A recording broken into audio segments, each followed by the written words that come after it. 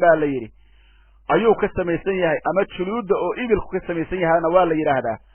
ayadoo xarig naareed qoorta ugu xiran yahay oo sidaas loo cadaabayo qiyaamada la keenaya sidaas bay ay ku dhimatay ayaa la yidhaahdaa jibriil baa riday oo baashiisa ku dhiftay dhinac bay u dhacdana waa la sheegaa si kastoo tiraaba halaagaas bay ku dhimatay abulahabkii naftiisu arrintiisu maxay ku dhammaatay goormuuse abulahab geeriyooday abulahab sidiisa wuxuu lahaay 3 wiil buu lahaay nabiga markii la soo diray oo rasuul laga dhigay calayhi salaatu wasalaam oo nabigu ummadii uu diinta ugu yeeray oo cadowgii rasuulka uu ahaayay nabiga oo wuxuu ummadda ugu yeeray oo ka xumaaday ayuu ku yiri wiilashiis 3 wiil buu lahaay 3 wiil mid waxa la yiraahdaa Utba midna waxa la yiraahdaa Ma'tab midna waxa la yiraahdaa Utayba 3daas magac bay kala leeyihiin 3dii wiil oo dhalay laba horta way soo muslimeen maalinkii Maka la furanayay ee laba soo muslimeen oo labada soo muslimtay waa labadee waxa soo muslimeen wiilashii oo dhalay laba kamida ayaa la yiri wiilashiisa laba kamida oo waa Utba iyo Ma'tab labadaas waaba soo muslimeenba dagaalkii Hunayn iyo Daa'if iyana way xaadireen laakiin Utayba ma soo muslimin gabdhihii nabiga calayhi salaatu wasalaam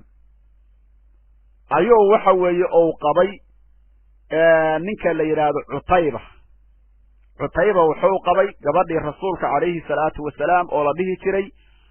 Kalthum Ruqayana waxa qabay ninka wiilkii Abi Lahab oo la oran jiray Utba marka Utba iyo Utayba labadii gabdhood oo rasuulka oo Sayyid Uthman ka bacdi oo guursan doono ay awal qabi jireen labadaas gabdhood bay qabi jireen ka bacdi Sayyid Ali markay iyagu fureen oo nabigu mid siiyay markay ka dhimatana tii kale wadana ku sharay way ka dhimatay iyaduna Dhinnurayn baa la yiraahdaa Dhinnurayn waxa loogu baxshay Sayyid Uthman waa labada gabdhood oo rasuulka oo nuurka ahaayeen oo asagu u saaxiib ahaayo guursaday taariikhdana ma jiro laba gabdhood oo nabi dhalay nin guursaday oo Sayyid Uthman bin Affan aan ahayn maba jiraba Uthman bin Affan kaliya soo maray baa la yiri taariikhdo dhanba marka labadaas gabdhood saddexda wiil oo Abu Lahab laba kamida gabdhihii rasuulka ay qabeen calayhi salaatu wasalaam markii rasuul laga dhigay oo Abu Lahab cadaawanimo la soo istaagay oo wiilashiisii gabdhaha nabiga qaba wuxuu ku yiri ra'si wa ra'sukuma haram in lam tudalliqa ibnatay Muhammad yiri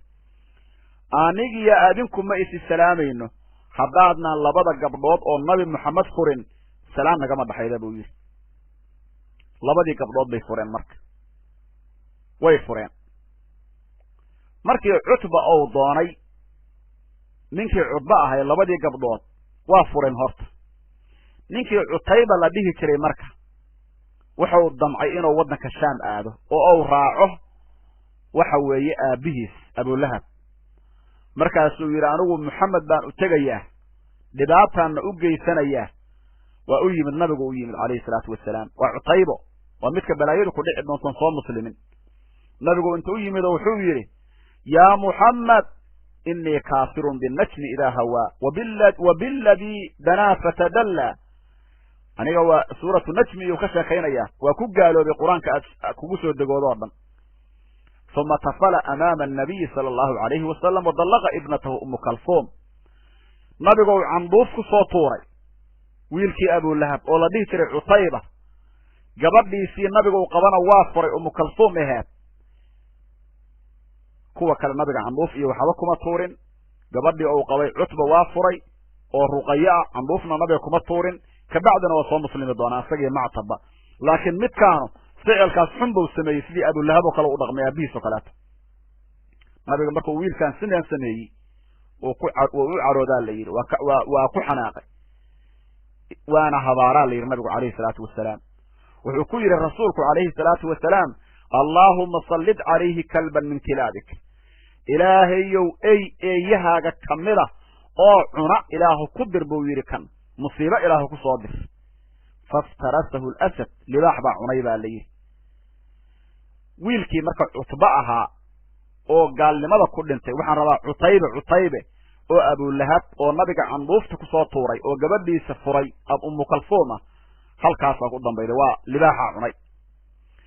duqdii oo qabay oo ummu jamiil aheedo abulahab oo qabana qoryihii nabiga ay u soo qaadaysay iyo xaabadii jidka ay u dhigaysay la kuftay waa baqtiday labadii wiil oo kala ahay mactab iyo cutbana way soo muslimeen oo ka bacdi khayraaba ilaahay u qadaray qoyskii reer abulahab maxaa ka haray marka walaalayaal waxaa ka haray abulahabkii naftiisiina cudurka daacuunkaaba u dhintay cudurka la yidhaha daacuunka ayuu u dhintay wahalaka abulahabin bacda waqcati badrin bisabci layaalin bimaradi macadin kadaacuun وبقي 3 أيام حتى انطن فلما خافوا العار حفروا له حفرة ودفعوه إليها بعود حتى وقع فيها ثم قذفوه بالحجارة حتى واروه فكان الأمر كما أخبر به القرآن سيصلى نارا ذات لهب قال كي أبو لهب هاي قرمو جيريودي وقتك تاريخ دو جيريودي ووقتك وحو جيريودي أبو لهب dagaalkii Badr oo dhacay sanadkii labaad hijrada nabiga kaleeyhi salaatu wasalaam bil Ramadaan 7 habeen oo ka dambeeyay dagaalkaas dagaalkii Badr 7 habeen ka bacdi oo geeriyooday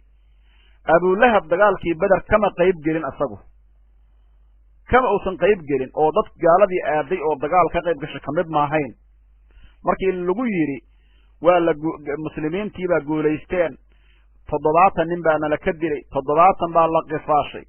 rageeni waa la xirxiriirsaday aad u murugooda la yiri ka bacdina cudur baa ku dhacay waxa weeye oo sida daacuunka asaga dhan googoynaya waa googo'ay yusamma al-'adas cudur la yiraahdo ku dhacay waa googo'ay wuu geeriyooday baa la yiri asagii dhamaay 3 maalmood jirkiisa dhama wada baray asuu googo'ay qurun oo noqda marka 3 maalmood ameedkiisu banaanka yeelay baa la yiri ninkii kibir ka badnay ilaa habaarkii nabi maxamed ku dhaca kaleey salaatu wasalaam 3 maalmood ayuu meedkiisu banaanka yeelay waa uray markii dambe gaaladii oo ka dhashay waxay isdhaheen baa la yiri ama la idin ku caaya habaar qabaha oo la idin dhaha war maxaad u aasi weydeen ninkoodii bay aasan waayeen ama la idin dhaha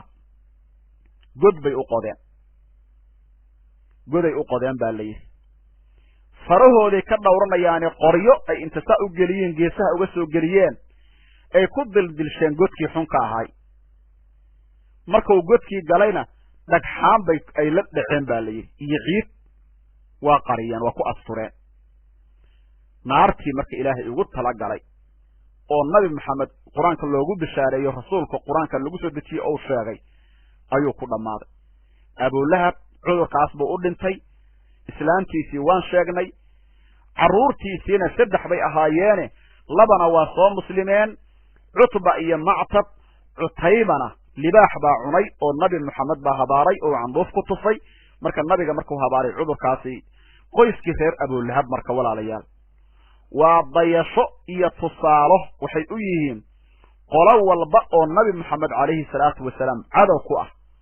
oo rasuulka ilaahay aflagaadayda oo gaalada ah oo munaafiqiinta ah oo mubtadiiciina oo jidka nabiga ka qalloocata oo rasuulka xurmadiisa garan weyda kaleeyhi salaatu wasalaam jidkaas ayaa waxa weeye ayuu tusaale u ah waxaan arkaynaa hadda maanta aan aragnaa dad Soomaali ah oo gaaloobay oo diinta islaamka ka baxay oo wax soo qoraya oo oranaya nabiyullaahi Muhammad kaleeyhi salaatu wasalaam Muhammad carab oo ahay diintiisana ma aaminsanin dad dhahaya ayaa hadda qoraalladoodii aragna walaalayaal oo qoraallo noo soo qorayo marka daraasaadka aan bixinayno ayay waxay soo qorayaan qoraallay soo gudbinayaan casharada intaan akhrinayno markaas ay leeyihiin diinta aad akhrinayso sheekhiyow adiga iyo wixii ku raacsanba oo leedahay nabi maxamed hal raaco waan diidnay dad noo soo qorayaan waa dad Soomaali ah oo diinta ka baxay baa la yiri war dadka dibadaha jooga walaalayaal musiiba ku dhacday ma aanan ogaa jirin sidaan oo kale Soomaali sidaan u gaaloobay oo nuucaan noqday oo nabi maxamed waa carab dhahaya oo diin ma haysan dhahaya oo waxa soo qoraya inay jiraan marka Soomaalida islaamka waxa weeye hal isdaba qabto khatar bay ku sugan yihiin walaalayaal ha la isdaba qabto ilmihii yararka ahaa maanta waxa weeye maskaxdooda ayaa la rabaa in la bedelo oo aan waxba aqoon oo dalkan waxa weeye gaalada iyo ku dhex dhashay ayaa maanta la beleynhayaa ayaga weeye waxa qaribaada iyo masaa'ibta la kulmayaa war waalidkii